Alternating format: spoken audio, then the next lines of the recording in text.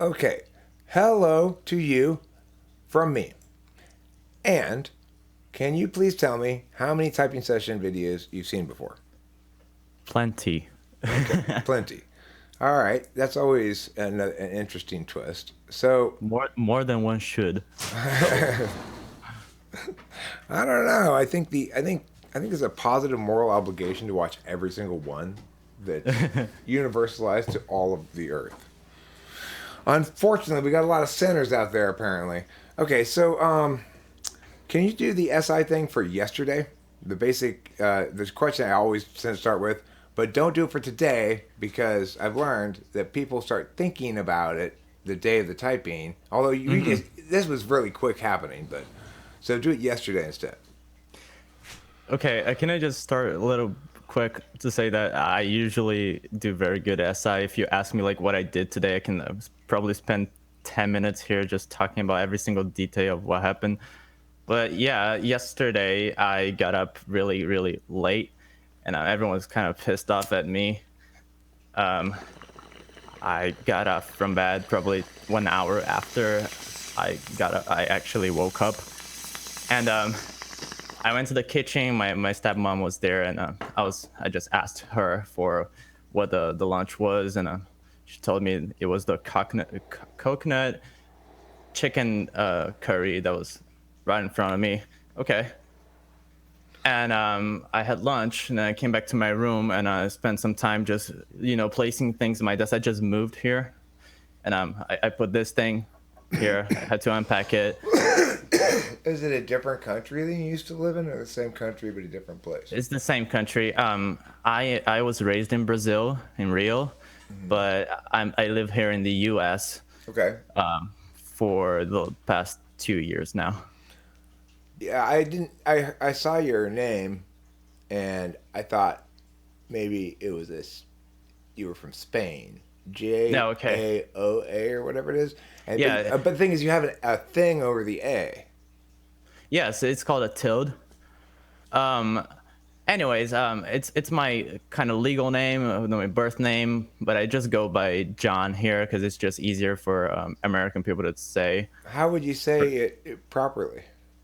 João, Joao, João, it's Joao, nasal. Joao, João, Joao. Sounds like yeah, Chinese. I know. Okay, I've got that interesting. before. I Interesting. also go by the drag nickname. It's just my internet nickname. Okay.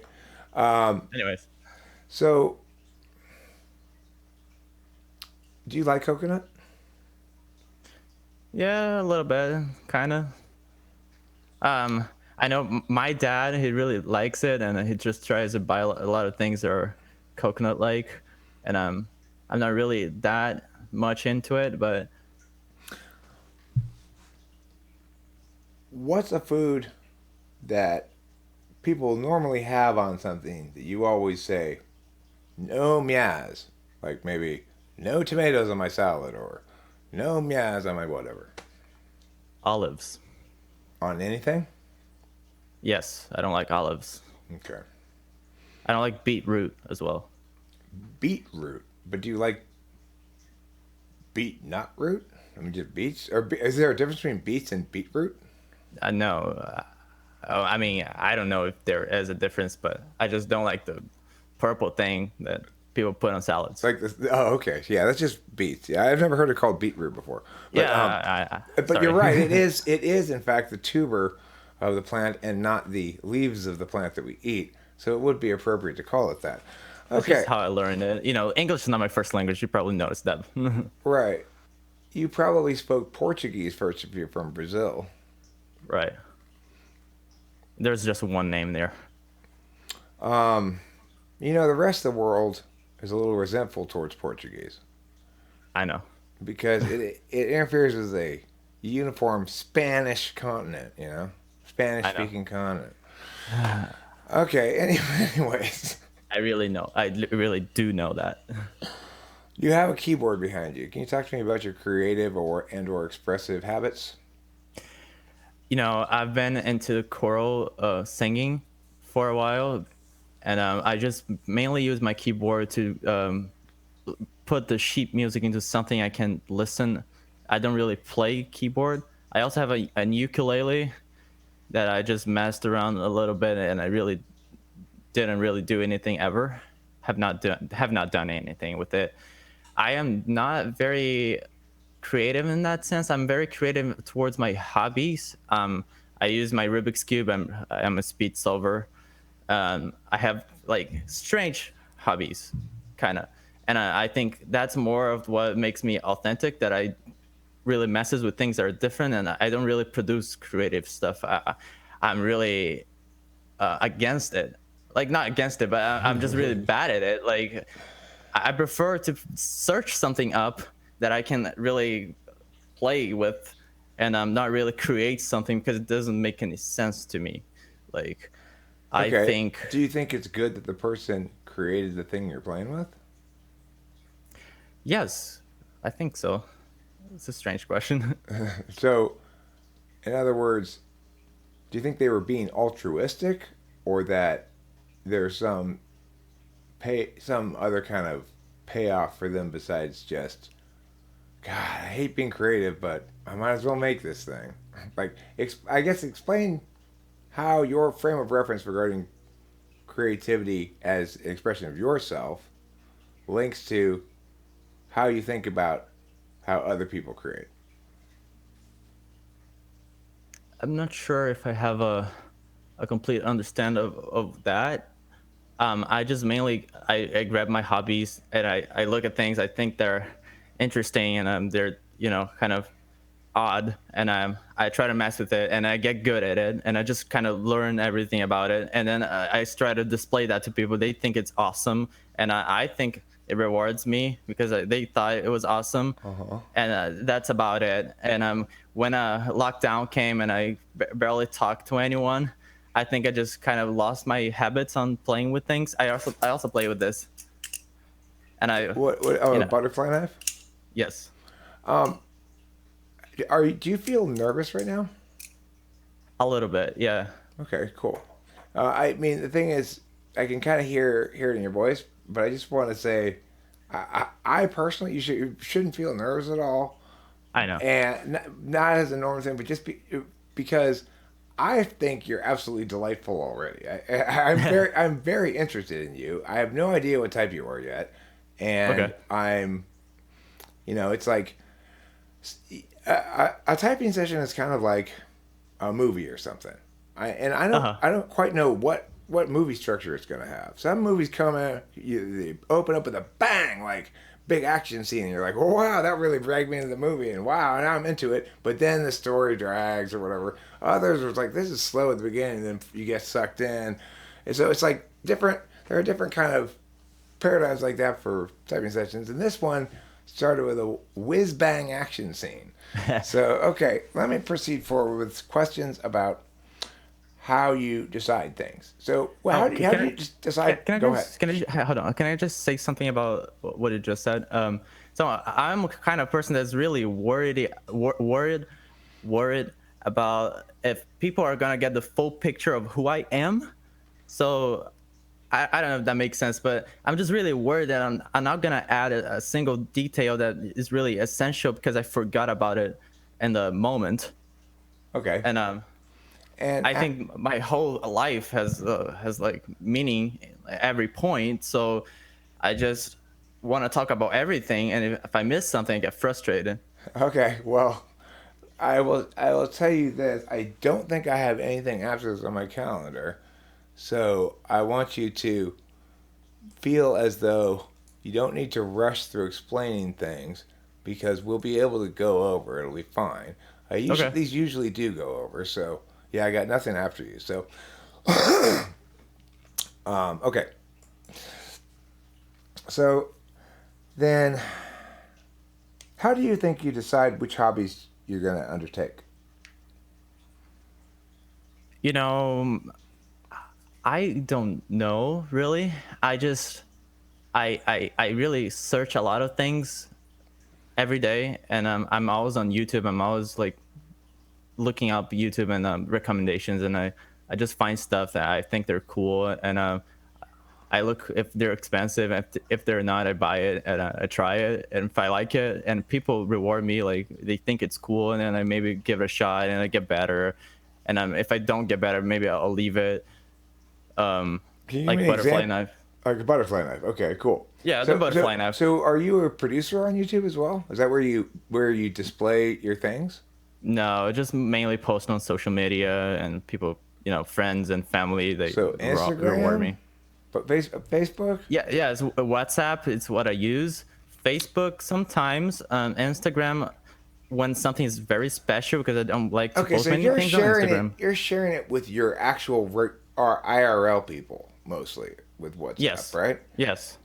Why aren't you sharing yourself in a public format like YouTube?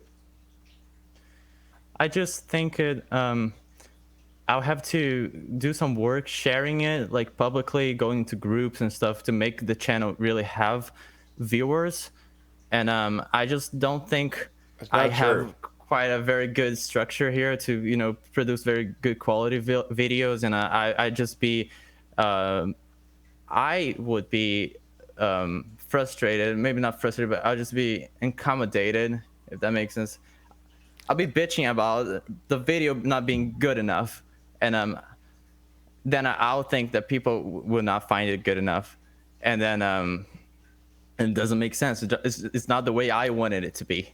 Right, but here's the beautiful thing about YouTube. It's always practice, and it doesn't matter until you hit. Then you go, okay, and then you can decide after you hit on a given video, okay, that one counts.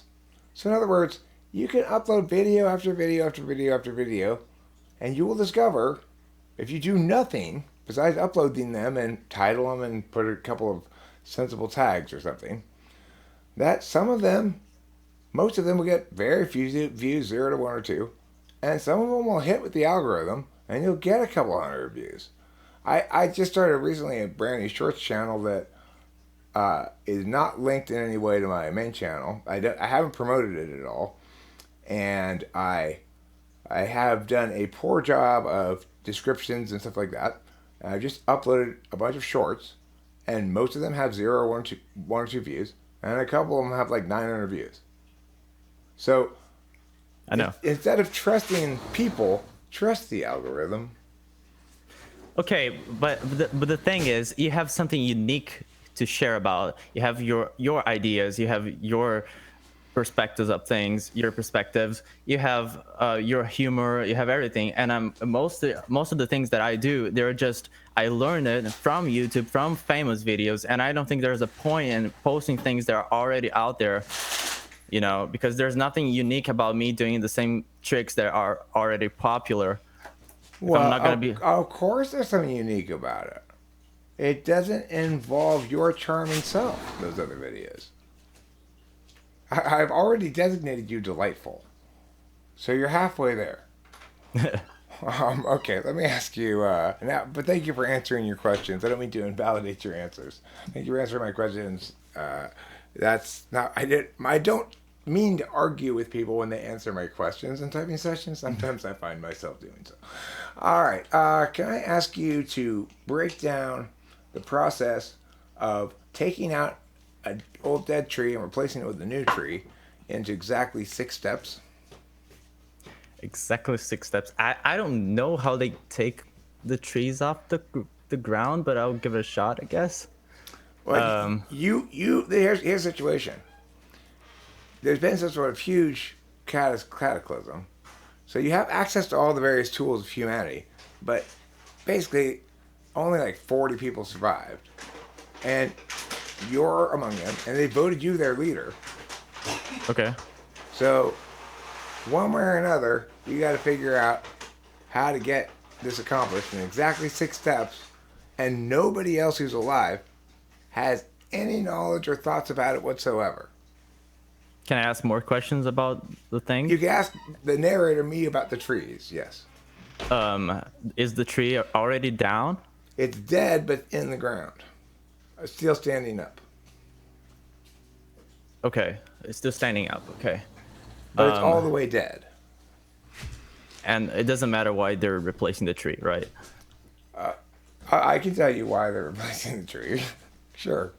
I don't think it matters anyways. No, well, listen, this post-apocalyptic community, I'm starting to get pretty attached to it now. So yeah, it matters. So Okay. the thing is, this tree happens to be right where every indication suggests your dowser says you should dig the well. But there's also carved in pictographs nearby an ancient legend that says, "If no tree shall live right here, then no people shall live ever." And a lot of the people in the group really agree with this. They're scared of it. So they say we have to take out the dead tree and replace it. And then, the other thing is once you take it out before you replace it, then you could potentially drill a hole to a well there and tap it from the side and then kind of cap it. But you're not sure if you're going to do that or not. Anyway, you got 6 steps to get this whole thing accomplished. Okay. I will first conclude that the people are stupid. No, anyway. Welcome to reality. Yeah. 6 steps. The person is gonna approach the tree with a machine, like the worker machines. I don't know what it's called. It's a truck. The truck that really grabs things. I don't know what it's called. It doesn't matter anyways. The grabbing truck. The grabbing truck. They will click the button, and the button will extend the arm to grab the tree. Then they'll press the button again. The tree is gonna come to the truck and probably be placed in the, I don't know, the thing in the back that will carry the tree off of there. Then they will press the button to extend the arm and grab the new tree that's laying on the ground already. And then they press the button to place the tree in place. And then, I don't know, they're gonna grab some water to water the tree and so it can live. That's 6. That was 6. Okay. I'm muted because Rachel's having her normal enthusiastic relationship with breathing. Okay, I've got another scenario for you. This time, I'm going to tell the beginning part of the story, and I want you to tell me the second part of the story. It's basically a 3.5 to 4 minute long story total, maybe, and I'm responsible for starting it. You're responsible for ending it. Okay, here we go. Once upon a time, as all stories must begin, there was a lady who during a formative time in her life had witnessed a lion pride maul a whole flock of peacocks, and this had traumatized her. And so she had been approved to have a peacock as a service animal, saying that it kept her to feel calm. It helped her to avoid PTSD experiences, etc. And then she decides one day she's going to go bowling. Now she's very inclusive with her peacock, and she takes her peacock to the restaurant and says it gets to sit at a chair and order its own meal and stuff like that. Very inclusive. So when she goes bowling, she really would like her peacock to bowl as well. And she spent a lot of time at home getting him to practice rolling things a little bit with his beak. And she figures even if he can just walk up to it and jet sort of pantomime at it, she can give it a little push, and it would still be fun for them to participate in it together. Anyhow, she goes to the counter and rents her own bowling shoes and says, and I'd like a size P for my peacock as well. And she's brought her own peacock foot socks. So she's got socks. Puts them on them right there. And the bowling alley guy says, "We don't have any shoes for peacocks."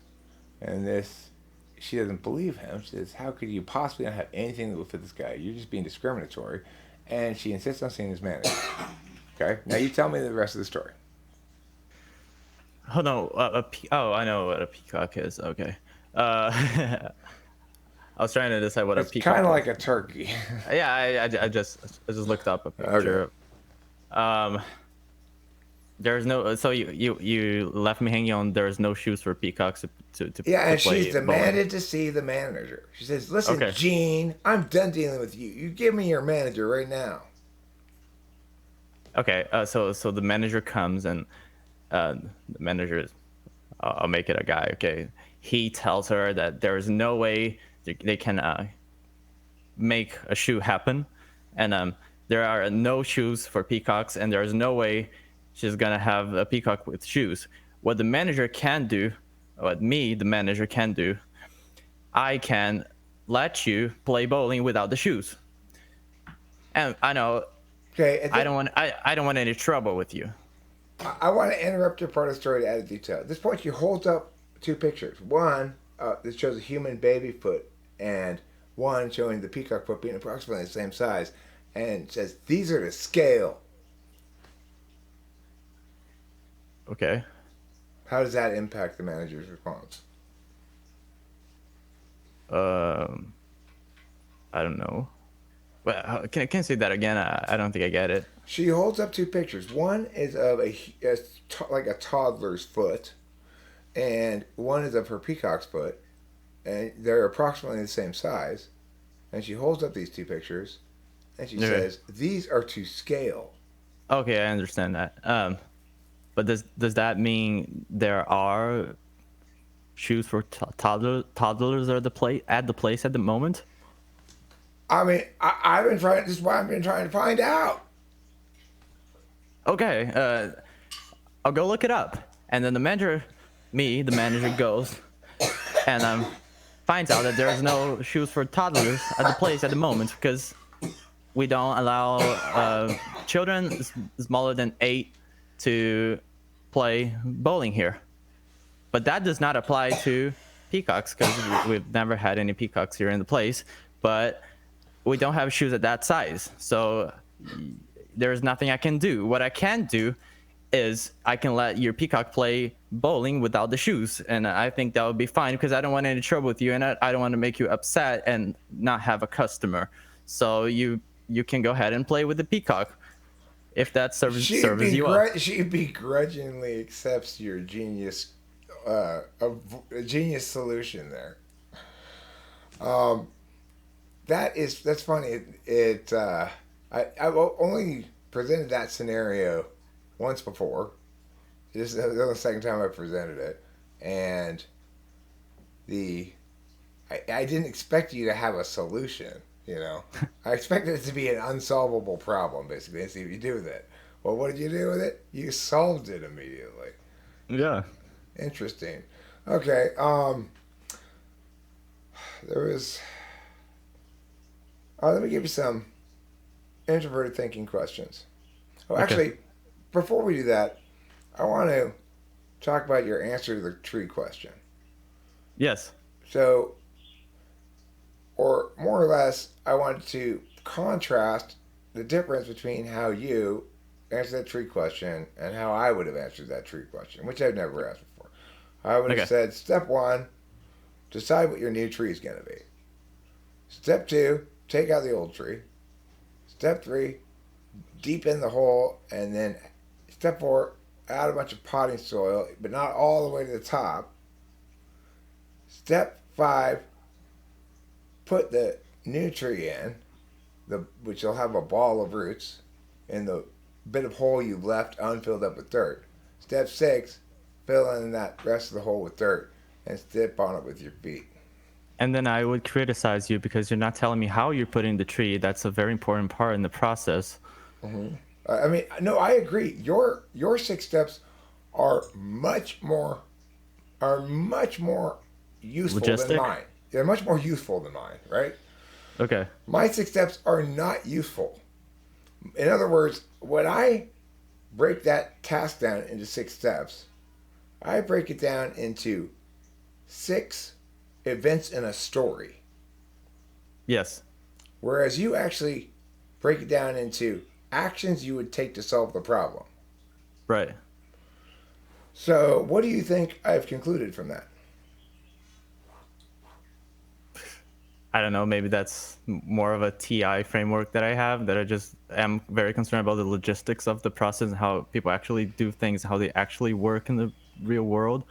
It's not about how you, I'm kind of ignoring TE there, and I'm saying that it doesn't matter, like the abstract way how you do things, and it's more of a, like how you actually perform buttons and actually click things to make them work.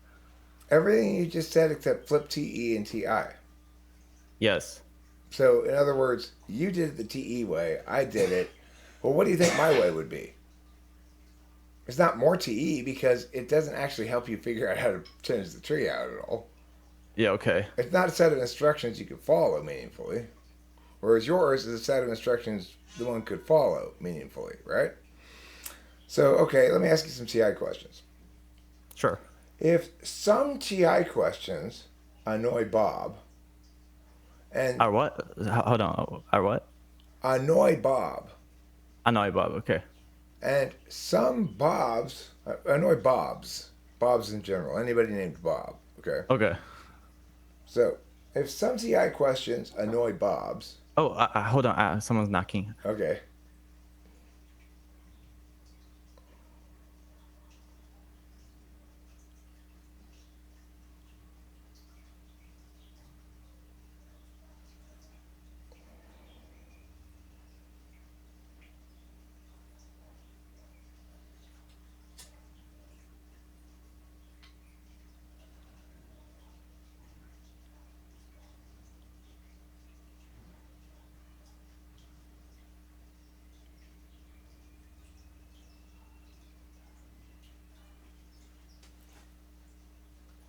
Sorry, that was unexpected. that's fine. If some TI questions annoy Bobs, and some annoyed Bobs are annoyed by wickedness, is it necessarily the case that some TI questions are wicked? Yes. If some TI questions annoy Bob, and if some Bobs get frustrated by Wicked, then there's gonna be a case where a TI question will annoy Bob, and Bob is gonna be afraid of Wicked. But no, the answer is no. But it was a weirdly structured question. Okay. So let me try another one. If I can only type people when Rachel coughs, and if I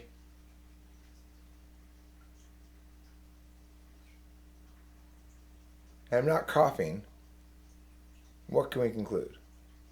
And if Rachel's not coughing, what can we conclude? We can conclude, if you can only type people with Rachel's coughing and you're not coughing. And Rachel's not coughing. If we can Rachel's only not coughing, then you cannot type people. okay. If A or B then C and not C, what can we conclude? If A or B, Then what? C. If A or B then C and not C, what can we conclude?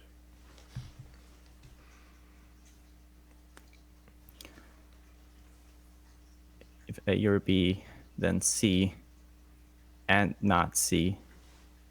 That's what you said, right? That's what I said. You said. You got a good pitch. Yeah, I do sing for a while. Well, anyways, back to the question, right? Um, if A or B, then C, and not C. Mm-hmm.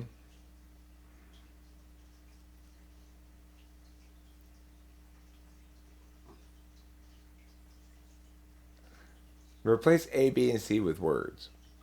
Oh, I'm really confused by that because If normally, I have a dog or a cat, then I also have a bird, and I don't have a bird. What can we conclude?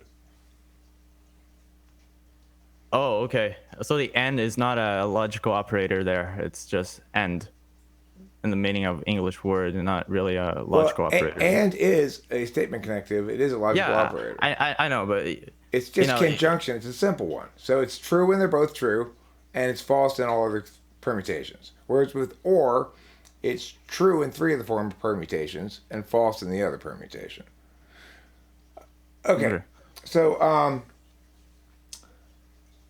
let's talk about parking meters. So we left the question. Okay, we dropped the question. Okay, because I study programming at the moment, and what I would do is I would write that down, and then I look at it for a while, and then I would understand it like Okay. a little bit after. And I would note that this is why one of the reasons why these tests have to be done verbally is because if I were to present you these tests with as paper questions, you probably perform much differently.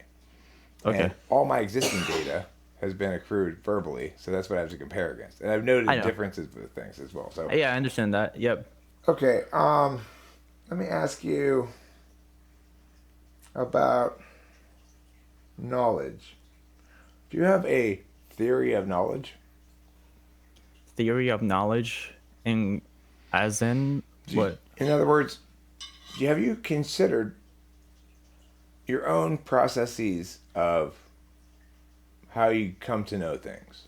Like what's more important for you getting to know things? Reading more about a subject or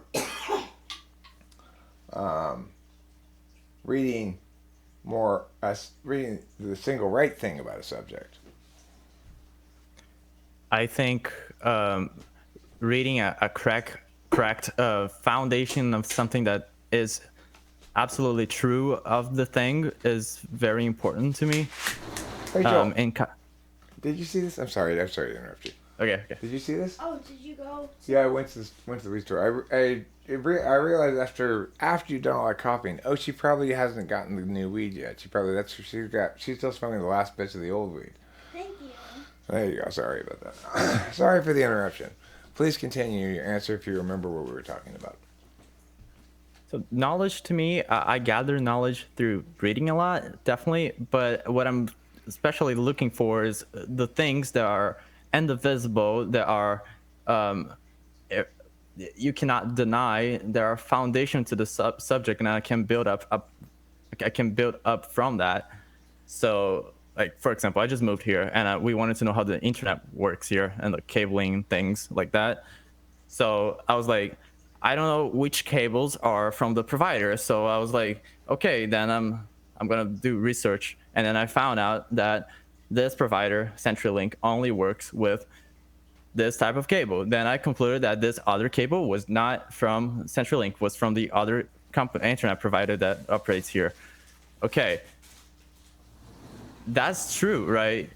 This provider only works with this type of cable. So this must be then from the provider, because there's only 2 providers here and one doesn't use that kind of cable. And I was like, okay, I need to find where the cable is going. So I was looking for this type of cable in the other places. Okay. But then I didn't know if the internet was turned on, and I had no way to test it. So I went outside and I tried to bust open the CenturyLink box thing, and I couldn't because they use a special screw, and I was performing tools, and I found I had no tool to do that. So the other day, wait, let me get this straight. So in order to confirm that the internet not working was local to you, you went out to the pole or whatever outside where the internet company puts their stuff, and you tried to open it and look inside of it? yes, because there is a little thing that has lights on it, and it says if there's internet working. So I was like, it's gonna prove that it is working, because if the lights turned on, then it's working. And I had no device to plug it in, so I went outside and tried to open the box to see the lights there, right? But you didn't have the right kind of key. Yeah, I didn't have the tool, so I just slapped on it, and the next day the guy came to fix the internet, and he found out it was working already. So yeah. Probably it was your slap that fixed it. I asked him a bunch of questions about the whole way the internet worked in the house, and Did he you was feel kind of like weirded out. Did you feel like you learned a lot from his answers? Yes, because he had like the truth behind how the thing works. It really is just little gnomes running around, huh? What is it? It's really just little gnomes running around, huh? Yeah, I guess. I don't know what that means. I'm just bad with words. Okay. I would like you to talk to me about the following scenario. You're with Judy, and she's talking to you about how she's going to go try to audition for The Voice. And she's saying that she's very enthusiastic because she really believes in herself as a singer and as a dancer. And the thing is, you actually think she's an amazing singer and she could totally get on the show. But you also think if she tries to dance, she will definitely fail because she's unaware, but she's actually a really terrible dancer. Now, Okay. what do you do? What would I do? Gosh. Is Judy like someone that matters to me in any like do I owe her anything, or is she like just someone? Because Judy is America's sweetheart. She's the next door girl, that sweet, innocent, apple cheeked soul that okay, is but the innocence of is she America. my friend? Is she my girlfriend? Is she just someone I know? Is she nobody? She lives next door to you. She's always said hi to you every time you see her. Just say she's a little bit older than you, maybe like a year older than you, 2 years. She brings you. She's brought you baskets of biscuits on your birthday. She's nice to me. Okay. Yeah, but it's like you don't necessarily reciprocate. In other words, you don't initiate a lot of conversations. You're nice back, but um, she's she's nice to everybody, so you don't feel particularly special. Okay. I think what I would do is I would ask.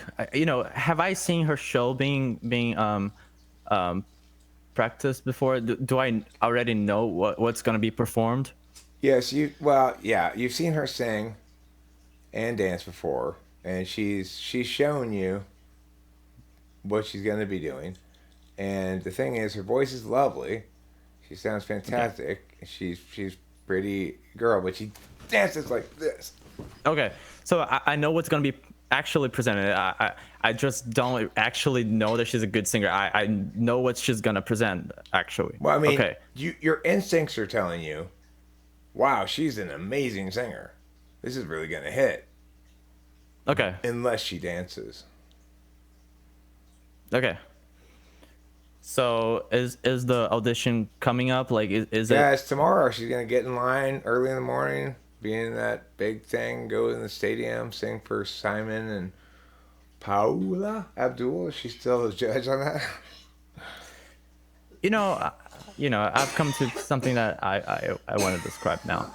I think I'd be honest with her. I try to be the best version of me talking, try to be nice, really put it in a way that's not gonna make her upset, even though I know it's going to. But I'd be honest, like, you're an amazing singer. Like, I think you can conquer the world with your voice, but I think your dancing is not very good. So it's my opinion. It could be different, but I think morally it's bad. And I have reasons to back that out. I could talk about dancing, even though I don't know much about dance. I could talk about dancing, and I say that from what I've grasped Tell me about the from morally is bad part. because I think people are gonna think it's just strange, and What do you mean by I can morally? back it out with like I've seen many dances in my life, and I think that's not a common kind of dance, and I think people would think that's weird. What if she just wants to vogue while she sings? Well, I mean, Lady Gaga is probably doing that already, but I'm pretty this, sure it's Madonna who's okay, most strongly associating with the briefly beloved phenomenon of voguing. it's not from my time. I'm too young for that. Not calling you old though. It's okay, I am old. Yeah, I spent 50 years earning this title of old. I'm It, only 19. It's okay. okay, But back from the yeah, thing, go ahead. I would just be honest and say, I think if you go there and you just stand still and you sing, you're gonna pass. But if you dance, then it's probably gonna go wrong. And it's just my opinion. You do what you want. It's your show. It's your audition. But it's my personal opinion, and I really don't mean that personally. I really think you can do whatever you want, but still, I think that's not gonna work. Oh, John, thank you so much for being honest with me. Ideally, she says that. In the worst case scenario, she goes, boo, and screaming from the house. Yeah, they're normally come back and they say you never support me on what I wanted. Well, she says, well, why didn't you ever tell me about this before? You've seen me dance for years. Well, I was trying to be nice and not criticize you before, but now Well, that you now have I'm something never coming up gonna that's believe you again. No. well, then screw you, yeah. Okay. Do you think you do harm prevention in your life? By which I mean, are you a good person to Manage risk. hire as a house sitter to take care of cats, dogs, houseplants, and things like that? Will you reliably take care of them?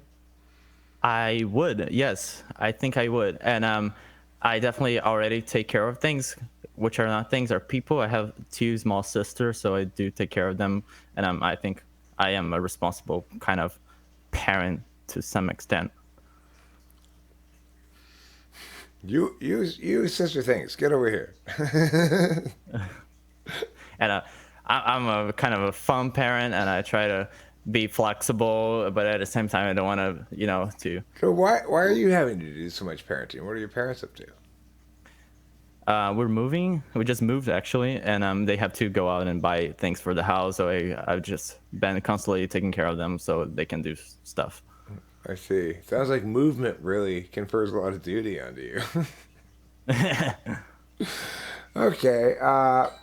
Did you request things when they go out and buy stuff for the new house? Like, okay, I need a meow meow meow tool when you're at the Home Depot or something like that, or oh, get me a pair of meow headphones when you're at the Best Buy, anything like that. No, no. I think, I consciously think like I don't want to bother, and I don't want you to be spending money and give me a bad experience. Like, oh, you're asking too much, and I really worry about that. So I only request for the bare minimum. Do you enjoy providing care or harm prevention in your role with your little sisters? Yeah, yeah, kind of. Yeah, it's half and a half. Like I do like being there, parenting and stuff, but at the same time, when they get pissed off and I really don't know what to do, and I try all my methods and nothing works, I just kind of get frustrated. But and then I give it out, and I just try like handing things and spoiling them so they can stop crying or something. It really bothers me, all the noise. You just need to get an air horn. Then when they're really bugging you, just go ah, and then they'll be quiet for a second, and then they'll start bugging you again for like let them start talking again. As soon as they start going ah, ah, and then they'll be like ah. It's a good idea. Or squirt them with a hose. These are basically techniques for dogs, not children, but you can cross pollinate between the two just fine, I'm sure. Okay, so do you have a lot of opinions about what you are coming in to this typing session? I have no idea. Okay. How long have you been playing around in the Cognitive functions? the muddy pool of MBT cognitive functions? Maybe a year. It all started out when I had a friend that presented it to me, and then it was all the 16 personalities thing, and I know it's bad, and I took it like 20 times, and I got 20 different responses probably, and my friend was claimed and studied the cognitive functions INTP textbook, and I don't disagree. Up to this day, I think they're really INTP. It's a Okay. girl though. Can Then you? I started watching videos and being all over the YouTube, and I thought your channel was good because it tried to drill down things to a level that was things could not be denied. Like there was a clear framework of how things work. So I think it was a good way to have a foundation so I could learn, because all the sources are kind of different in some way. So I thought that was frustrating. Yeah, sure. And you had enough content to back it out, all of the stuff. Can you? You said earlier on that you want to make sure that you present a complete explication of the self. So I would like you to talk about when you considered that. What were you thinking about? Like, I need to make sure I convey these things about myself that might get lost in the mix if I don't remember to do so. Yes. I know there's many things. There's um This bugs me. okay. People that are from the community, cognitive function and MBTI community, they always say that I am very NE like, and I'm logic, and I'm uncaring kind of, and they kind of assign me to INTP, ENTP, and I just went with INTP for the moment, but then um I have thought I was INFJ before.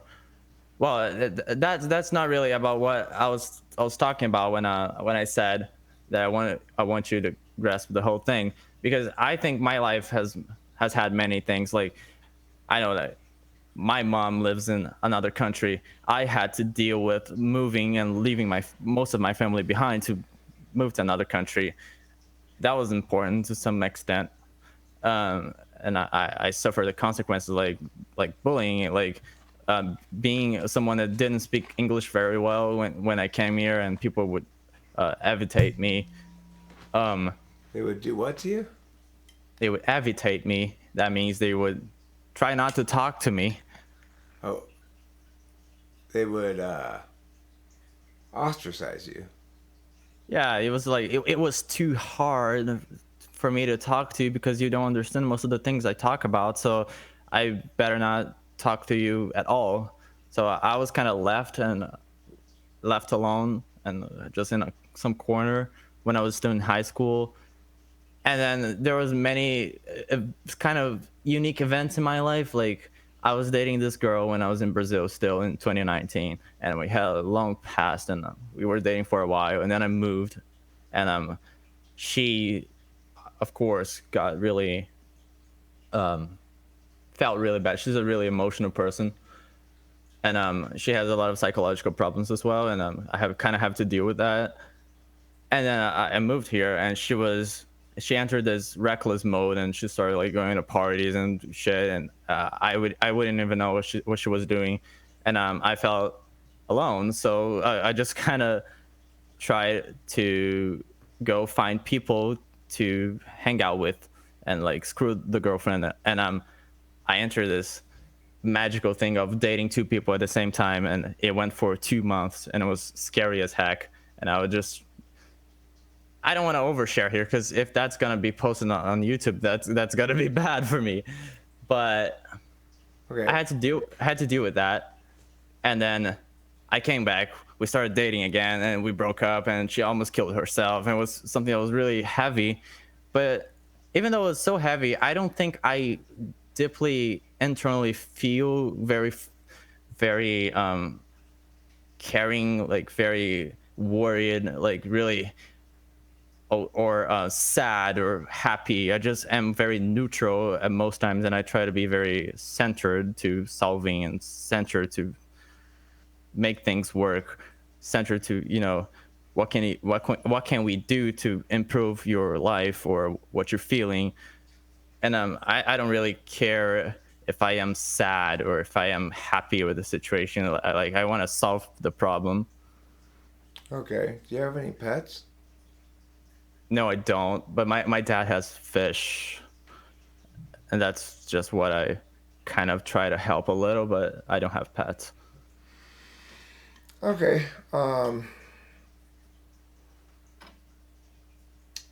Can you tell me possible reasons why a lady might be carrying a chicken down the road while a man is following after her, um, periodically telling her to be careful, watch out? If I can tell you a reason why he's telling her that. This is the scenario. You're driving along with your friend in a car, and walking down the sidewalk, you see a lady carrying a chicken, and there's a guy kind of close behind her. She's aware he's there. He's there, and he's saying, "Watch out! Look to the left, look to the right. Watch out! Careful!" And your friend says, "What do you think's going on there?" Maybe the chicken has some kind of disease, and if the chicken bits her, then she's gonna get very sick. And the guy is behind her, making sure that the chicken won't bite her. And if the chicken gets her its mouth close to her, he's gonna be like, "Be careful! The chicken's Okay. gonna bite you." Okay. Can you come up with another possible reason? Sure. Maybe they're on the street and there's people working, and there's paint falling because they're painting the building right next to her, and Okay. the Cool. chicken, she's just carrying the chicken, doesn't have anything to do with that, but the paint's falling, so Well, I the mean, the guy's guy there doesn't want paint to get on the chicken. right, yeah, okay. That's his prize paint-free chicken. Okay, fine. Those are both good examples of front stack expert intuition, which I didn't have any doubt about in the first place because the SI is so obviously front stack. But all right. So, um, which which values do you think you can be more reliably expected to uphold? Is it follow through? In other words, if you say you're going to do something, you're definitely going to do it. Or is it um, honesty? If you're going to tell somebody something, you're going to tell them the truth. You're not going to lie to them. Do I have to choose one? I'd say Yeah. both. But which can you be more reliably expected to be upheld? So, in other words, um, Okay, honesty, because do I have to provide a reason? But I can provide a reason. let me I, give I let me give you a better criterion. Okay, and over the course of 2 months, somebody, a bunch of little guys spying from the trees and stuff on you, keeping track of you all day long, every day, and they're writing down any instance of you not following through on something you said you were going to do, and or saying something that's not true to somebody, lying, being dishonest.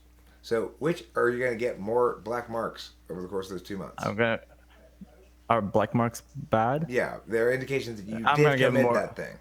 I'll get more black marks on not following through to what I said, and that was because I just tried to mobilize this person to not be mad at me for not having a plan. So I just said something, but maybe I included an if, like if maybe I had something else happen, then I won't be able to be here in time.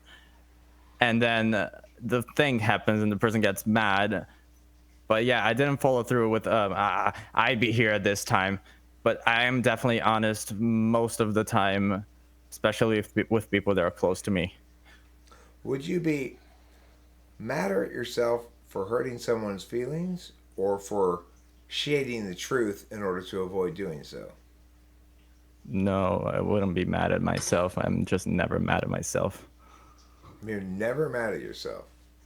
Yes, I don't think I've ever felt regret to any extent. What if you accidentally commit genocide? I don't accidentally do that because I think things beforehand. Okay.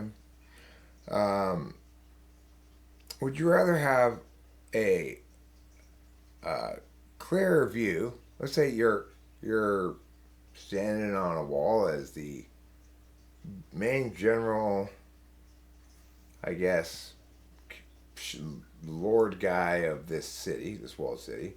Would you rather have a clearer view of all the resources available to you within the city, or a clearer view of all the stuff outside of you, possible avenues of attack and possible avenues of threat, given the fact that it's a pre-industrial world, so you never really know what's gonna happen. Uh,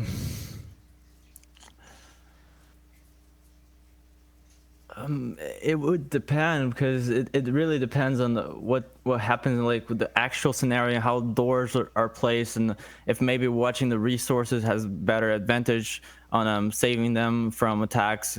And I'm just not very good with strategy anyway, so looking outside would probably be not as productive as really watching this one thing that's quicker and faster for me to act upon. So I'd probably watch the resources because I'm more of the sword guy that's gonna come and kill someone than the one that's gonna be planning strategies over Okay. people coming. Okay.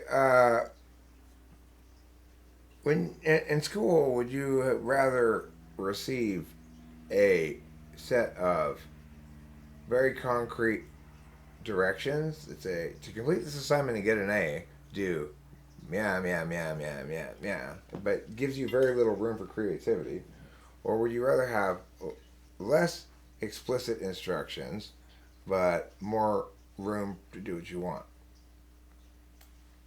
Concrete structures, absolutely, because I don't want to think about it anyways. Okay. um Yeah, okay. I I prefer to have a one set of instructions if I can ask questions about clarifications about the thing that I want complete responses, complete steps, not really because I want to consider every possible thing that can go wrong on the steps. And oh, maybe what if this little thing goes wrong, what should I do? And I get really pissed when I don't have that kind of information, so I want the person to be always available for me to ask more questions and more clarifications. And they are like, dude, just stop asking questions and go do something. Like, go try to figure out yourself. Maybe be forceful sometime. Okay. What additional things do you think I need to know about you to get a broader, clearer, more correct understanding of who you are that we haven't talked about yet?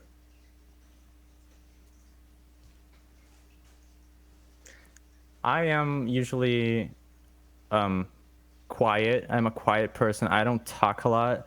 And my family setting, I'm always thinking, either thinking about something, or I'm either just there paying attention to what people are talking about, and I'm just kind of always quiet. I love to be useful. So sometimes my parents are going to be discussing something between them, and then I'm researching something on my phone to help them, even though they never asked me to do that, and they already expect me to be doing that for them now.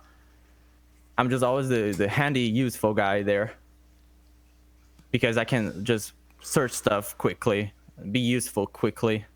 Sure. Um, Tell me more. you know, More about I you and who you are that I need to know. I hate conflict. So when things kind of go wrong and people start getting mad at me, I just try to curve the situation so it all clears out and I don't have to deal with that. It really makes me feel anxious, and I don't blame it on myself, but I think the person is a threat. And Okay, so so what's the context here that you think the person is a threat? like someone's getting mad at me for doing something. Oh, okay. What kind of things do people get mad at you about? Um, I probably didn't consider. Hold on, I have to come up with something. For example, yesterday, I used my stepmom's towel because my towel was in the other side of the bathroom, and if I were to go grab my towel, it would make the whole bathroom wet. So I just used her towel, and she got really mad at me because she doesn't want me to use her towel because she's really like, it's my towel. I don't want anyone to use it. And I was like, it's just a towel. I never thought it was so special to you. And you know, I put myself off the blaming thing because to me at least, I had a concrete reason why I did something. Right. I mean, That's why. from your perspective, she should have been happy about your choice because you're preventing a wet bathroom. Although you probably Yes. would have cleaned it up yourself. Yes. But then she was like, okay, but don't use things, and I was like, okay, I'm sorry, I'm not gonna do it again, okay. She's like, okay, and then I go, I'm quick off that. I don't want to have to deal with like she being mad at me. I just go straight in my room and I disappear for hours, and I probably never talking to someone again. And what are you doing in your room during those hours? I play video games. I do research. Sometimes I just try to rehearse choral stuff that I want to record. I record some barbershop tags, if you know what that is. No, I don't. Can you explain it to me? Yes. So there's the whole choir setting, which you have plenty of different parts and people that go into sections. Some people sing bass and baritone, tenor. If you have girls and have soprano, altos. Anyways, they all combine to sing something at the same time to harmonize and actually create harmonic chords. What people did in the probably 50s, I have no idea.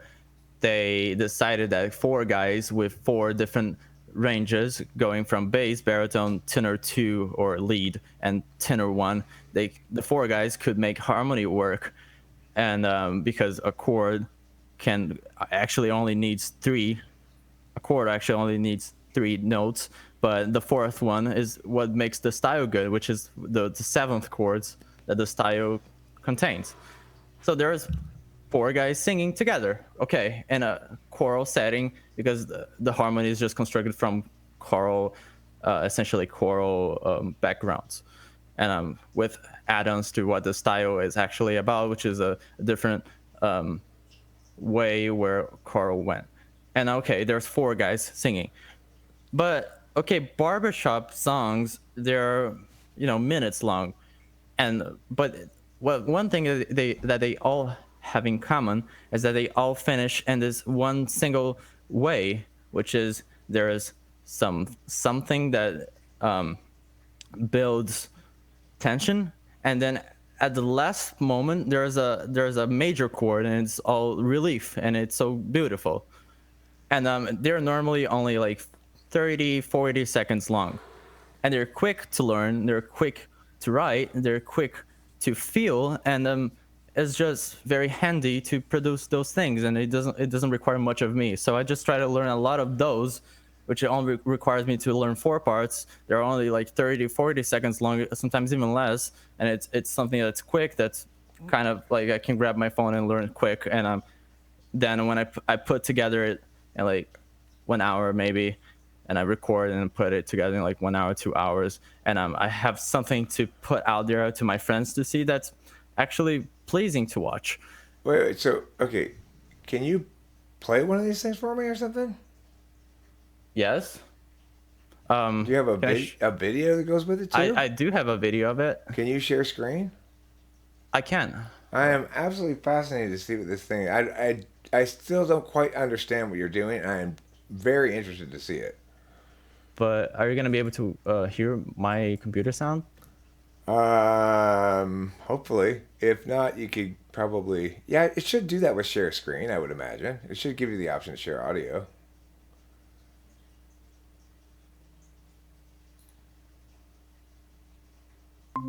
Okay. Here. See if you can hear this.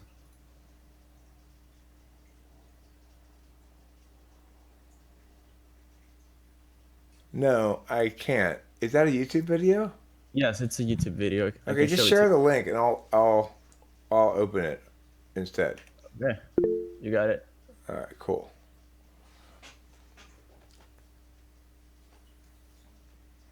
I gotta go to the chat thing, which You know, I've done plenty of them. On YouTube, I think I only have 3 up. Um, I'll just provide 3 links if you want to watch. They're let me like, just watch this one.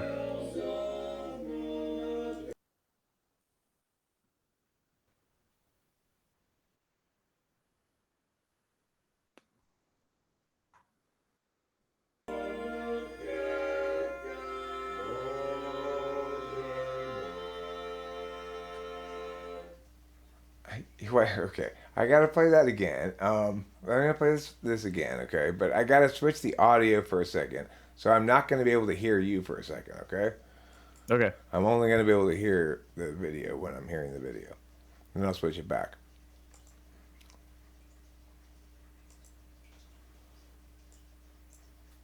Actually, I'll still be able to hear you. The audience won't be able to hear you.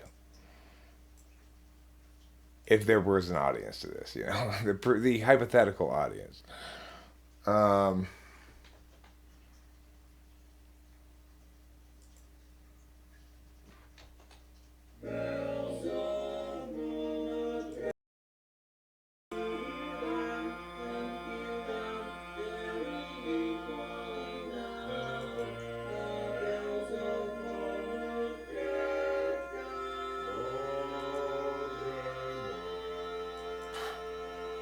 Stupid Eric. Oh my god, I'm so stupid.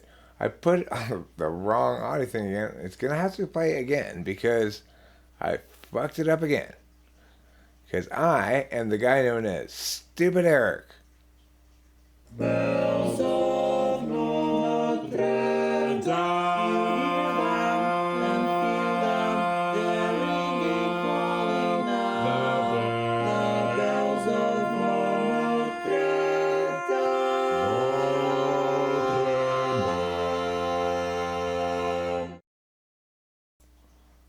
I'll tell you what's good in I is my statement very early on in this conversation that you've got great pitch.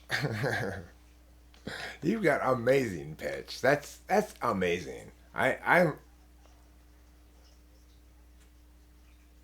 oh right, yeah, we always got to do a little bit of something like that. I think I've got pretty goddamn good pitch too. So, um, I that's that's so awesome. It's like you should definitely put all of those on YouTube. And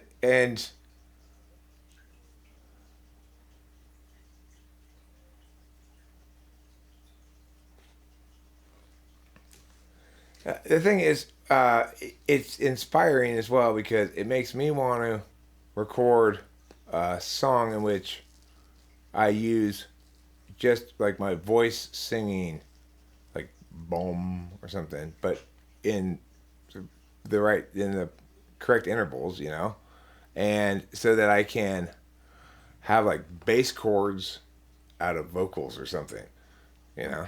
I think it'd be cool. I gonna definitely incorporate some inspiration from this shit. It's cool. I like it. All right, let's check it out.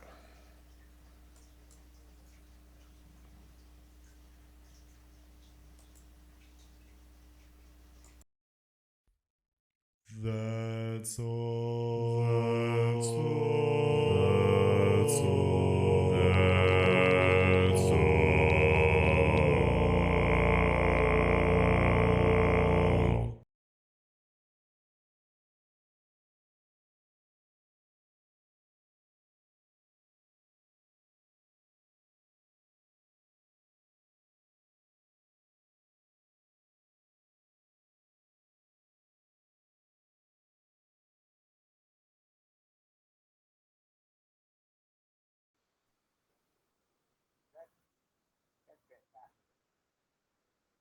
That's fantastic. And um, what amazing like frequency spread at the bottom end is just deep and rich and just fantastic.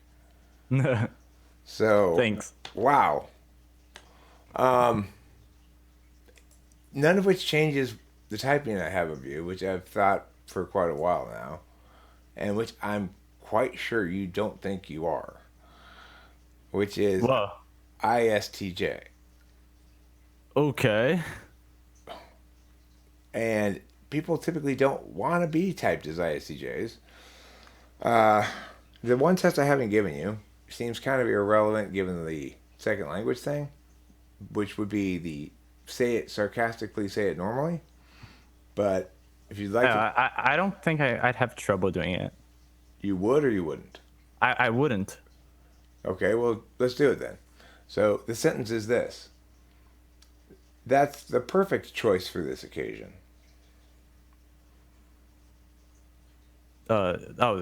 The sentence is okay. Um, this is the hold on. What the words were? That's the perfect choice for this occasion. So first I'll say normally, then sarcastically. Right. This is the perfect choice for this occasion. And then this is the perfect choice for this occasion, right? Is that really sarcastic? I'm not sure. I think it would be more like this. That's the perfect choice for this occasion. Is normal, and then that is the perfect choice for this occasion. Yeah, I think there's one more way, which is like really low energy, like that's the perfect choice for this occasion. Well, that's yeah. I mean, it's lower energy, but I'm not sure it's exactly conveying anything tonally. So, how much are you aware of perception management stuff? Perception managing, what do you mean? Okay, well, you explain to me what you think extroverted feeling is. Extrovert feeling. I think extrovert feeling is the mechanism upon which you perceive what people display in their reactions to things that you do, and when you do things, they may have some nuance upon which you can understand maybe how they perceive something. Okay, I mean, there's nothing wrong there. Can you tell me how you feel right now, emotionally? Emotionally, I don't feel much. I am a tiny bit nervous. I can feel it kind of here. I do have a secondary type in mind that you could Yeah, be, which I is would disagree with ISTJ because I don't see much T in me. I am just really all over the place with how I explain stuff. I don't think I have any problematic any to. I don't know if that's what you believe in. Like, well, I mean, the other possibility in my mind is INFP, but I think you're an ISTJ, and the reason I think you're an ISTJ is because you say your TE is not very good, but what do you think TE is?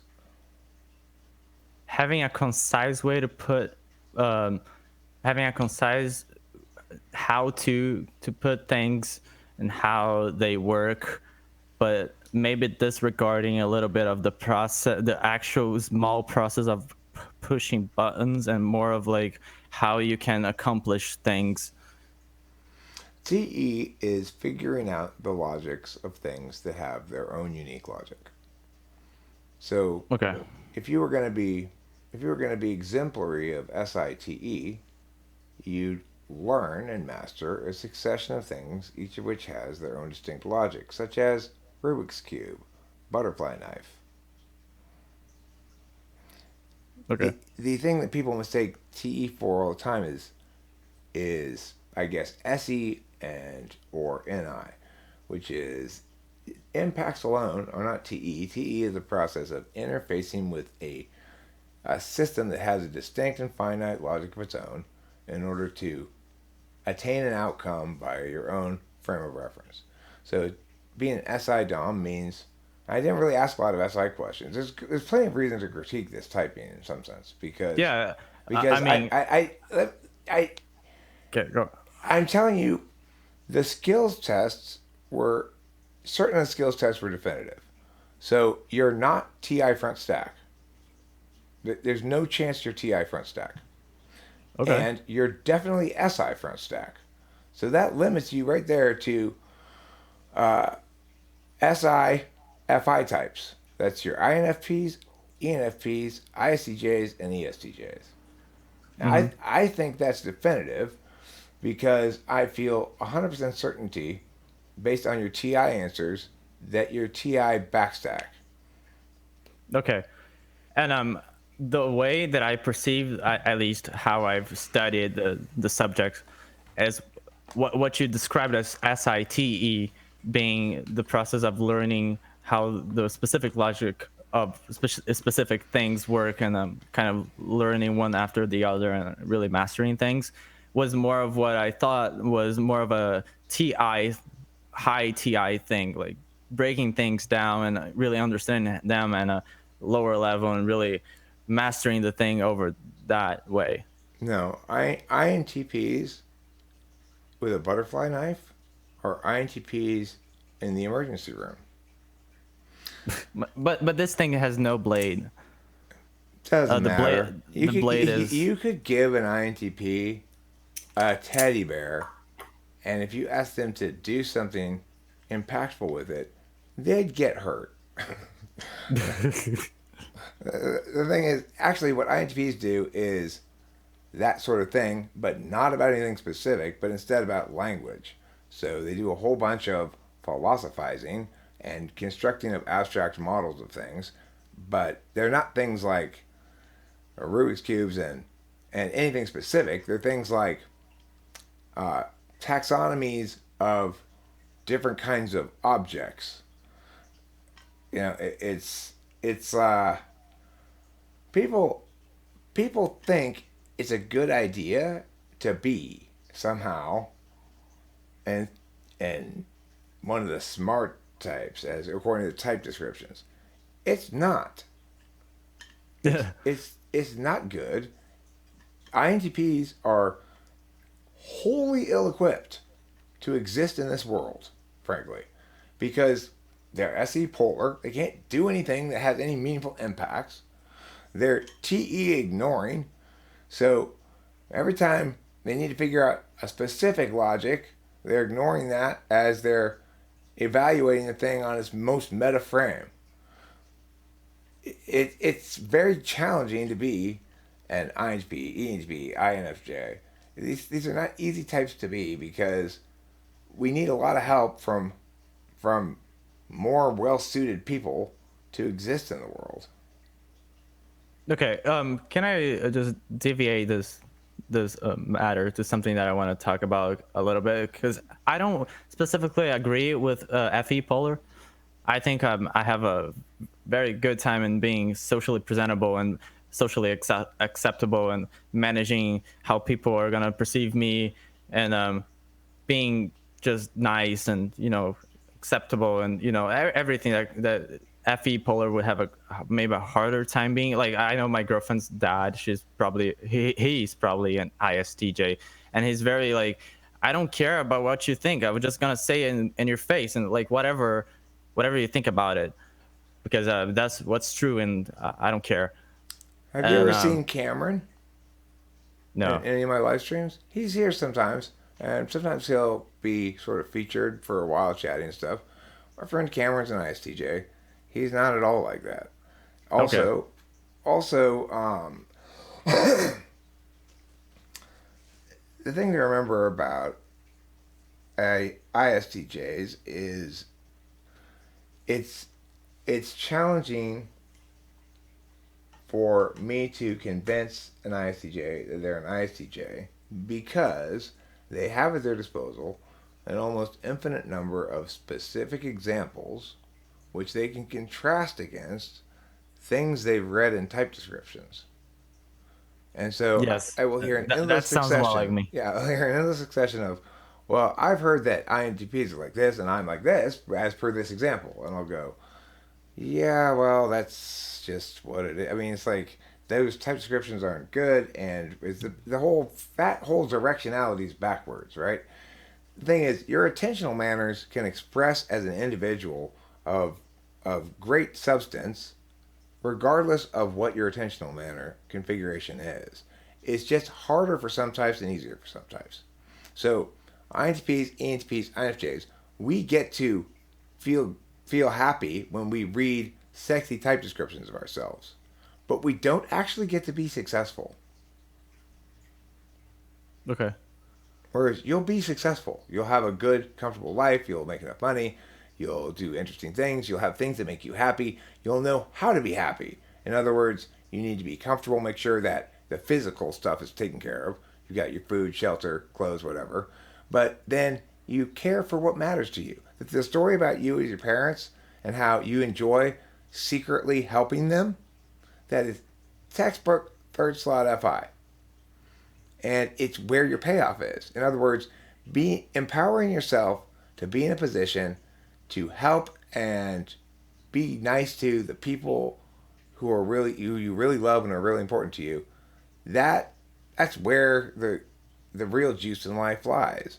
And it's like in some sense you're ultimately well configured to live a real life as a person with a full soul who if they don't encounter too much bad shit, because you can get bogged down in your negative memories, but if they don't encounter too much bad shit, can really be set up to live life as it ought to be lived, rather than with this faint sense of soulless detachment that the intuitives have. Okay. You know, what I was going to do would just prove more of what you said right instead of wrong, because I was going to be like, I of what I've heard of what judging types are, which are FI doms and TI doms, if I'm not wrong. I'm just like all of the time quiet, but always most of the time thinking, like actively thinking in my head of what like disconstructing things, trying to understand things that I didn't before. Always trying to really. I am active. I'm really worried. I'm really worried about if people are gonna get what I experience in my perception. And Uh, I spend lots of time thinking about things, and I just randomly go to my friends that likes the cognitive function, and I record an audio voice message, and I just spend like 3 minutes talking about this thing that I think any means, and that's why I always thought, I mean, like lately thought I was INTP. well, I mean, the thing is, you're being SI Dom means you are a particularist experiential knower, and an SI Dom is somebody who has a learning function as their dominant function. So, what you're going to be learning about is what you're going to be revisiting in your head all the time. Now, it may be true that I'm looking for my cup of coffee, by the way, is why I got up. Okay. Hold on one second. I can see if I can find it because I'm dying of thirst and it's been missing for a while.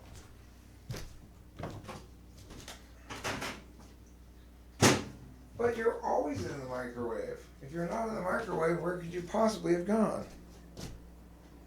Oh, coffee cup. Oh, coffee cup. Don't treat me like your little bitch.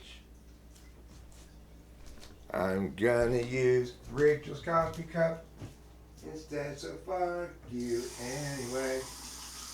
Oh, coffee cup. Oh, coffee cup. Not to be found when need for sup of liquid on my parched mouth. How lovely is this coffee? You sound like like me Extremely when I was lovely. 4. Thanks for answering, Eric. You're welcome. I can always rely on you to answer me. He's not listening, is That's he? true. And I can always rely on you, That's Eric, true. to ask me questions. It's my pleasure, frankly. And mine as well. Don't you love how polite we are to each other? I do.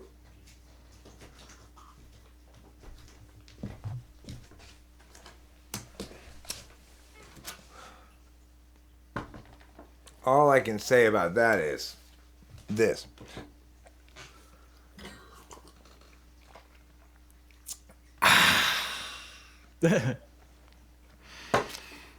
Okay, so the thing is, if look, to be TI or robust here, I need to give you a way that you can in fact falsify what I'm saying, besides giving me examples that contrast with type descriptions. So in other words, in order to falsify it, what you need to look for is, well, First of all, ask you to define what FE polar means, so I can say if it Okay. makes any sense at all. Right. So I would agree that the FE polar test is at the strongest claim I could make about it would be that it's indefinitive in this instance. But define FE polar would be always defaulting to figuring out how to solve a problem, understand a system yourself, and never asking anybody else. That's one way it would express. That's very true, but I just don't see why it would relate to FE in any matter. Because extroverted feeling is the other way to solve problems. It's to assume that someone else has more expertise than you in this particular logic. So your job is to find the right person rather than to figure out the logic yourself. Yeah, but here's how I would do it. I definitely would try to figure out things and have my own understanding of how things work, so it actually makes sense in my head. But I do acknowledge that people have better knowings than me and the specific subject, so I can definitely go and ask them because they do definitely know more than me about it. But you probably won't ask them until you run into A problem, right. right? Whereas Rachel won't attempt to figure out something until she can't find someone to ask. Because that's TE polar. So that's a good way maybe to talk about it, because it doesn't include the kind of value-based things that we normally have with FE. It is the case, I have no doubt whatsoever, that you are well liked and well perceived, that you successfully managed perceptions, which one typically presents as an FE goal. However, you're not doing it by attending by extroverted feeling. You're doing it by being a super cool person and being genuinely nice and being good to the people you love and having interesting things, hobbies and stuff. And, it's like that's all it takes to attain good FE results. You don't have to schmooze to make people like you if you're genuinely a nice, good person who's likable. Right. Now, if you're not, then you got to spend a lot of time schmoozing like me. I'm just kidding, everybody. I'm genuinely nice. What are you talking about? Okay, so it's more of a way to kind of simulate what FE would do by just understanding that people need FE to actually like you. So you learn what FE is. It's a little bit of what I experienced. I kind of learn what people want and what people like, and I just do it, and I know it works. And yeah, it's not so much learning what people you need to know for people to like you as it is learning what you have to do to avoid a social problem. So, for example, an ISTJ has to, at a certain point, learn the rules about social cues about when it's time to leave if they're visiting somebody else's house. yes. Now, Cameron had figured that out before he started coming over, so he's really quite good at it. But you can tell that he's using kind of an SI workaround for that, Yeah, I kind of I definitely do some FI there. I place myself like, if this was my house, how would I feel if another person was here for that long? So I just usually ask the person, like, are you comfortable? Like, am I good being here for this long? Mm-hmm. So if the person says yes, it's all right. And I just kind of, and that's where I see FE there. Like, I just, I understand if they're saying that You don't know the sarcastic. beautiful complexity of FE. The beautiful complexity of FE is you get your INTP, your ENTP, let's say your INFJ in a room together. Maybe forget the INTP because they're too socially iffy. Just get some INFJs together. All of them are expecting themselves and everybody else to never have to say anything explicitly. That it's all subtext. Okay? So you going, is it okay if I'm here? Puts everyone in an awkward social position. We're all supposed to act like we're overwhelmingly happy and content being here, regardless, until problems arise that are not just us not feeling it, but something else that's somebody else's issue or whatever. In which case, we might have to take action to address that in some fashion. It's a weird world being an FE person.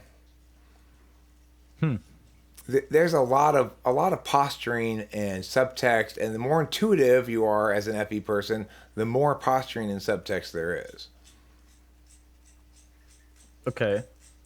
But I do definitely see myself learning like cues enough to know how or when I should play the fake happy person to comply with what people are expecting or something. And I definitely do see nuance and how people mean things, if they're being sarcastic or not.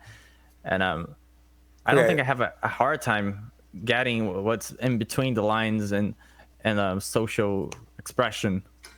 I mean, I'm sure you don't to the extent that it matters to you. So in other words, it doesn't cause you problems. Your natural expression of self, what you've learned, your heuristics and stuff are working. So you're not experiencing a lot of FE problems. And that's great. And the thing is, there's something I was going to say. I can see FE polar playing in the way that I look to like hard, heavy subjects like killing, suicide, and I don't feel much from that. But let's go back to the thing is you keep misframing FE as either FI or something else. So that's what one does with one's polar. So when you say you put yourself in their shoes in the living room and you think, well, how would I feel? That's FI. And I know. Yeah. Okay. So I said that. That was okay. kind of Yeah, you FI did say thing that. You did say that. But what would it look like if it were FE?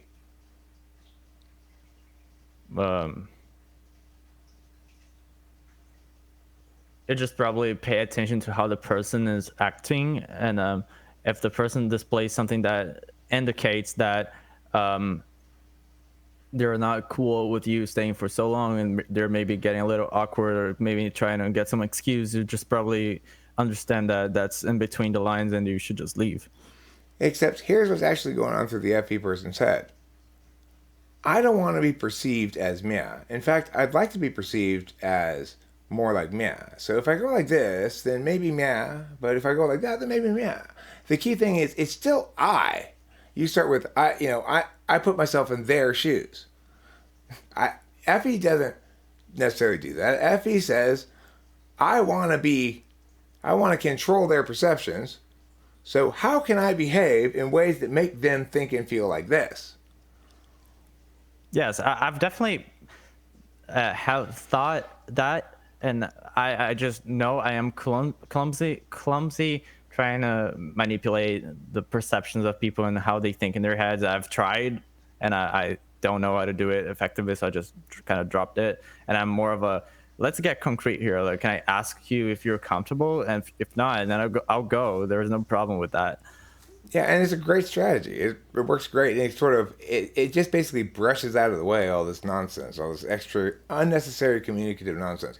But of course you can understand FE and you can recognize some instances of it in times. And that's the beautiful thing about cognitive functions and language in general, is we have a lot more free will with the metacognition that is enabled by cognitive functions. I can recognize myself all the time instances when I'm experiencing FI. And I can, even on rare occasions, note when I'm being driven by it in ways that I don't like. So sometimes I'm too mad, and that's really driving me, rather than I'm just being expressive, you know. Usually, displays of emotions are just how I communicate more expressively, rather than actually reflective of any particular emotion. Yeah. I actually watched today that 4 hour live stream. I didn't watch the whole 4 hours, just kind of glazed over it. Well, then you missed Where the best part. no, not the one from today. It was a recording from, I don't know, months ago, maybe years ago, of you saying you miss Spacey, and you actually in the first 20 minutes you tell how Spacey got away and stuff. But the main thing was I miss Spacey. Like, I actually do generally miss him, and I was like, oh, isn't he that bipolar? That doesn't make sense. But you know, I know everyone does it to a certain extent. It's like, it's not because you have it polar that you don't ever do it. It's just that you don't understand it, and sometimes you might not even realize you're doing it. No, I mean, it means necessarily that one, say, 1234ths of your videos will be FI, in fact.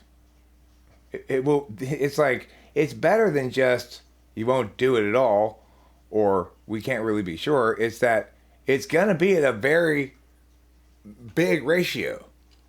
So, and it's, the beautiful thing about YouTube and me just spewing all the time is it's like you could look at my video titles and we could actually sort of figure out, okay, this topic is more or less TI, TI, TI, TI. Oh, FE, he's really being FE here. Okay. And you see there's very little SE. There's some videos of me like jumping off of a curb with a bike with Cameron, and there's very little. Well, now there's an increasing amount of NI, and it's really helping the channel because shorts are. I get either I'm good at shorts or it's easy to do well at shorts. I'm not sure. Yeah, I think it's just easier because, you know, at least my experience with shorts is I really like them because I'm watching YouTube and they pop up and then it's just easy to go there, and the algorithm suggests shorts that are related to the stuff you're watching anyway. So if I'm watching Eric, it's gonna pop up shorts about Eric, and then I'm gonna go there. Okay, so that's a very heavy polar thing you said there, right? Because how quickly did you realize that implicit in what you were saying was that it's not because I'm good at them, which is fine. That doesn't hurt my feelings or anything at all. I think it's just a fact. Like that's fine. That's fine. But the point is, somebody with FE, probably anywhere but polar, would choose to answer that question by either dissembling or saying or adding something on, like, I think you are really good at them, but I think it's probably because it's easy, right? They try to attend to perception management like that, and you didn't, and I think that's indicative of FE polar. yes, but sometimes I'll be like, you know, you're good at the stuff you do, but let's just present the facts. Anyways, I'll just get a disclaimer first. But I know, I understand what you're talking about, and I do definitely agree with it. Right. It's ultimately about what your habits are, right? So if you're habitually behaving in ways that are attending to things that occupy your attention such that you can't direct any extra attention really to people's perceptions, then Well, here's how I perceive it. How I perceive it is like, we've established that we're not taking things personally here in this conversation, and it doesn't matter. Like, nothing that I say that's not so intense or so offensive will make Eric be mad at me or something. Because this is a typing session. He doesn't normally get mad at anything people say. I'm much more worried about you being mad at me. Right. And okay. And then now we've established that, and so because of that, I don't have to really worry about being iffy here about things and be like, oh, I'm sure you're good. And I don't think that's kind of BS. I really agree matter. with you. I agree with you. And from a TI or TE perspective, then especially from what you described there from a TE perspective, that because it has no utility, it ought not be prioritized. Right. So a TI perspective would be, because it would be wrong, I shouldn't say that. So in other words, if a TI perspective would be, well, I actually don't think you are good at the Merrick, so I'm not going to say that. I'm just going to choose the other option. An FE perspective, and a TE perspective would say, I don't see any need to stroke your ego, so I'm not going to bother. It won't. Everything seems established here that kind of work is not necessary for our mutual goals. And then an FE perspective would say, I can give him the answer and avoid him potentially thinking I meant he wasn't good at it. So in other words, one thing FE is very concerned about is what the other person might potentially think. So even though you were right completely, it is also true that I might potentially have gotten my feelings hurt and thought I don't give a fuck, obviously. So yeah, I definitely consider that. But at the same time, I see that a lot of times I'm like having this, TE structure of like, okay, this is how it's going to work. And let's talk about how the situation is going to go and this and stuff like that. But I'm always considering like, what if this person, from their perspective, they don't see this detail and they think this other thing because they missed this information and then they missed the whole structure of how things were being set up. And then this person goes and do something that's wrong because you can't assume that they know as much as you do. So you better plan your plan according to not only the information that's out there and how it's going to work, and actually how the people in the process are going to be perceiving the process, and if they're going to have the full information described, and if they don't, they might think things differently than you think they will. Yeah, that's true. I mean, you don't know how what you say is interpreted by the other person,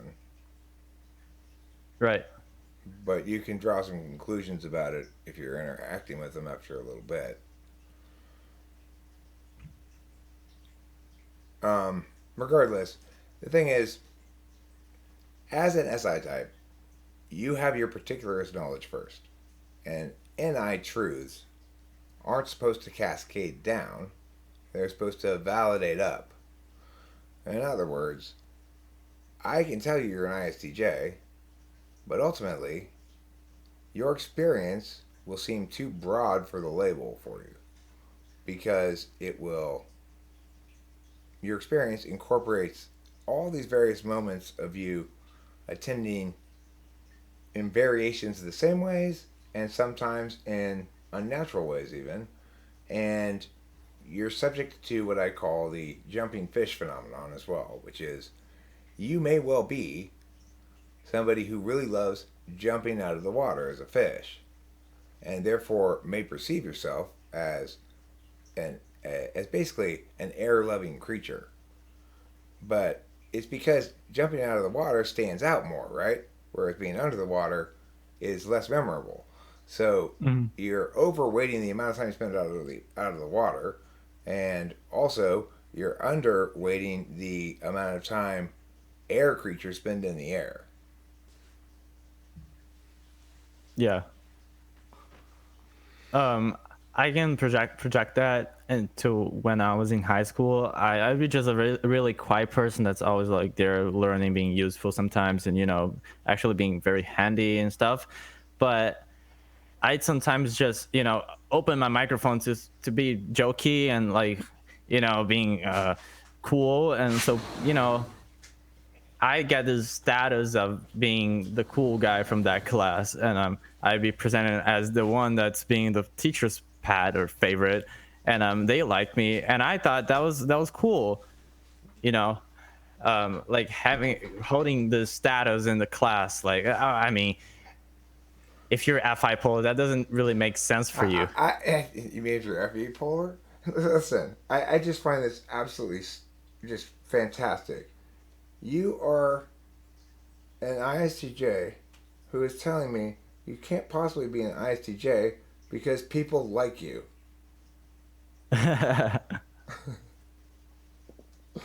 Well, sorry, buddy. You're just one of those ISTJs that people like, I guess. I find you like, well, I told you right off the bat. I find you charming, disarmingly so, and you are nevertheless, I am As sure as I can be an ISTJ. You know, I think that one thing that almost everyone does, and I have to validate, is when I looked up the numbers for ISTJ, and I looked like they're so common, and I think I'm so unique in my way, in my specific ways, and I'm so people tell me that I'm so different from anyone else, and I approach things in this very specific way that they're so impressed by, and I'm like, how can I be the most common type that from the sources that are out there, Because the right? more SI you are, the more differentiation there is within the type. You are more an expression of an individual.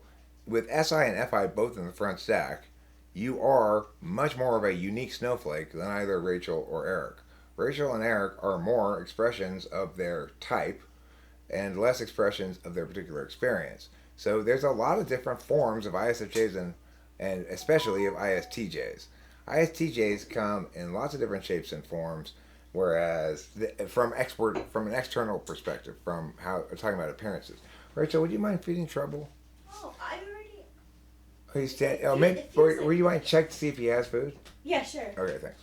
Um, so it's like it's kind of fitting these so-called rarer types.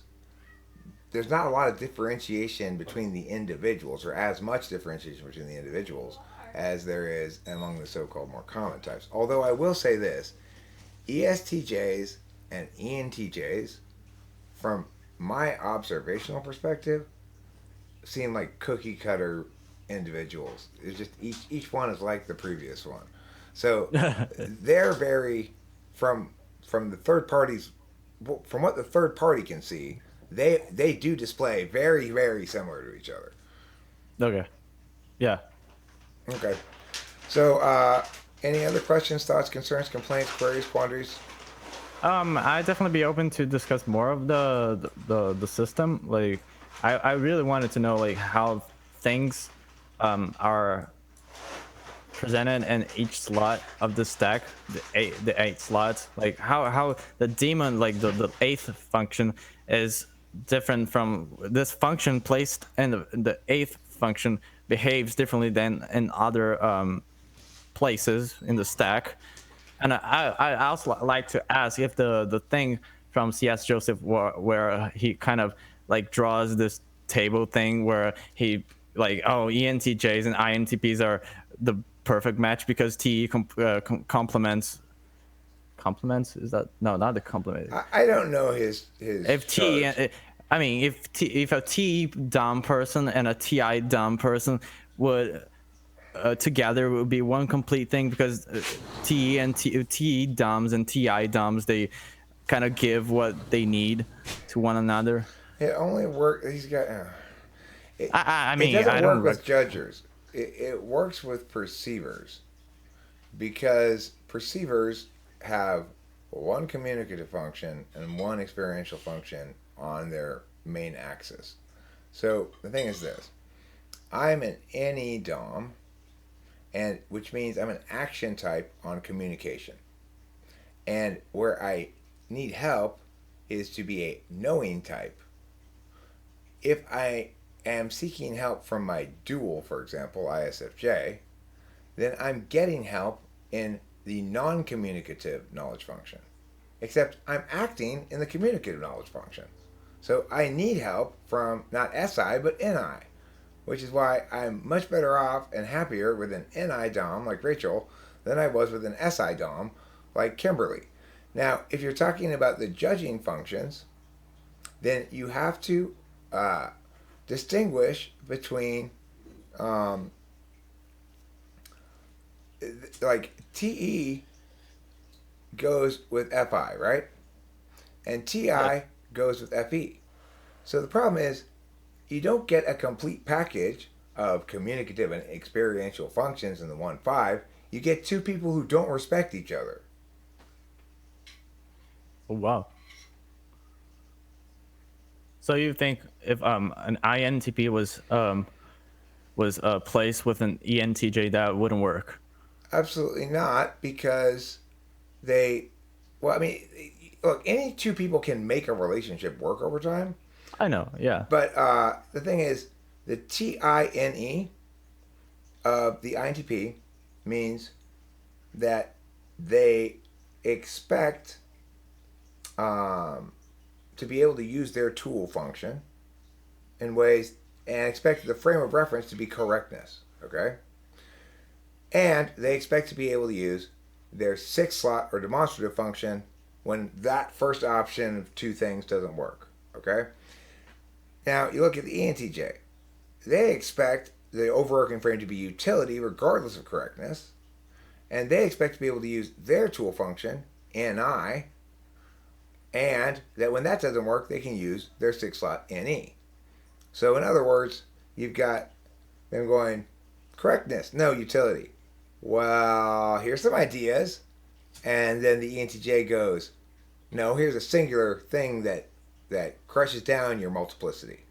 Any person is thinking like you're stupid, like that doesn't work because And then the INTP shifts to NI 6 slot and goes, no, here's a broader holistic truth that subsumes yours. And then the ENTJ goes to 6 slot NE and says, no, here's some weak ass possibilities to threaten your NI. It's a nightmare. God. Yeah, that makes sense. Oh wow. You know, if there's something I want to let come off from myself is I am very attuned to what I experience, and I'd be so interested in contributing to this community of cognitive function because I can try to describe the things that I experience in my type and everything in the most perfect way that everyone can understand. So I'd be so happy to help, like in some way. Step one in helping is saying, yes, you can publish this video. Yes, you can publish this video. All right, fantastic. So I'll stop recording. I think people are going to find this video fascinating. I found this typing session fascinating. So thank you for being here, and thank you, viewing audience. And I'll upload this in Premiere right away.